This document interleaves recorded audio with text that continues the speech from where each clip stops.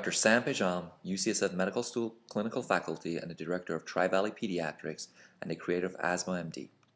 When you open asthmaMD application for the first time, you will have to put some basic information for at least one user. Your personal information is secure and you have option to use password protection later in the setting for added security. First, you enter user's first name, then last name, gender, and date of birth. By entering this information, asthmaMD is able to predict your lung volume. We recommend to then go to the setting page and enter more of your information, such as email address, your password. This information is used to allow you to send a report to your doctor when you want and have access to asthmaMD website, as well as adding protection to your application to safeguard your data. In order to add the password protection, you have to remember to press the Done button on the bottom of each page after you enter the data.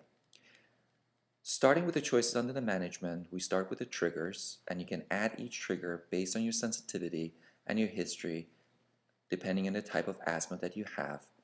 Once you've chosen the triggers that you have, you can also add custom ones if necessary.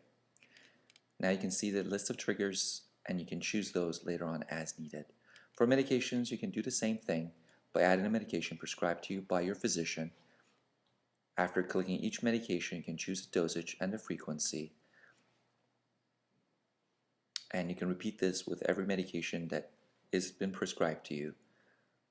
You only have to do this process one time and the application will remember your choices. And at the end, by pressing the Add,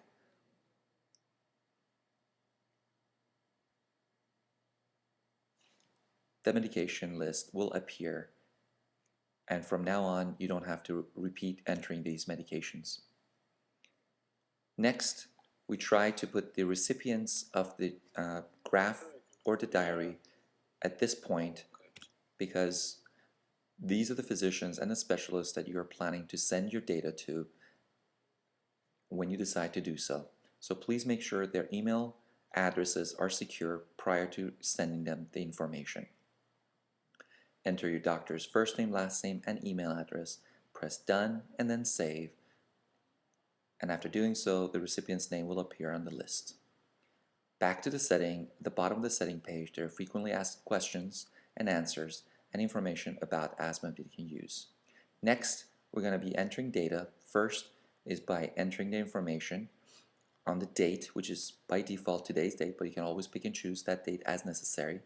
Next is the peak pulmonary function, and by that, as you change the numbers, you can notice the zone color changing. That you can see the peak flow meter measurement on top, and this is your symptom list. You can look at the list of the symptoms and pick the worst symptom you have at the moment. I'll record it. Next is a trigger. These are the lists that you have already picked on the setting page, and you can just check off the ones that you're experiencing at the moment.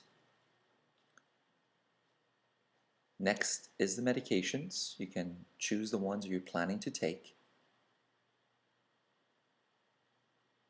And finally, you can review your list and press Save, and this information is now into your diary and plotted on the graph. So first, let's look at the diary. This is how it appears. This is the information you just entered. You can list it by 1 week, 1 month, 3 months, or all the information, and you can scroll down to the rest of them. And by clicking on each one, you can see all the detailed information. You can edit it as necessary. This would be what the graph would look like. Of course, we only have one point in time present, but you can also choose the duration of time and plot all the necessary data as you have entered it, which will show on the graph. Next, you can send this report. Again, you have the choice of picking the period of time that you're interested in, and then the recipient. And you can have multiple recipients, and you can input those in the setting page, and then you can press Send. And this would be the graphic data and the information that's sent to your physician. All the necessary information of your personal data is present on this report so that it could be placed into your medical records.